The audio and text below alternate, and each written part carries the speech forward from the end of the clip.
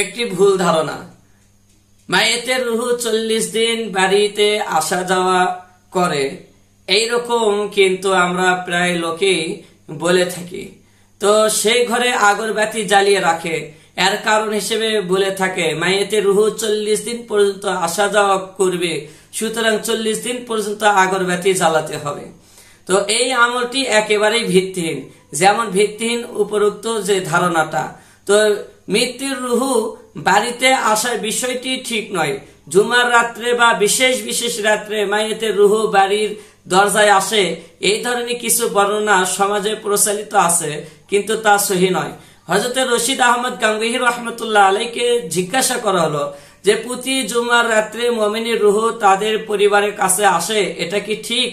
তিনি উত্তরে বললেন, জুমার রাত ও অন্যান্য সময় মৃত্যুর রুহ বাড়িতে আসা প্রমাণিত নয়, এই বিষয়ে বর্ণনা এটা সহি নয়, সুতরাং এই বিশ্বাস রাখাটাও ঠিক হবে না। সুতরাং আমরা যারা ধারণা করি যে মৃত্যু ব্যক্তির রুহ বাড়িতে 40 দিন আসা যাওয়া করে, এর একটি ভুল ধারণা। এমন ধারণা থেকে, এমন বিশ্বাস থেকে, এমন ভুল প্রচলন থেকে আমরা বেঁচে থাকার চেষ্টা করবো ইনশাআল্লাহ।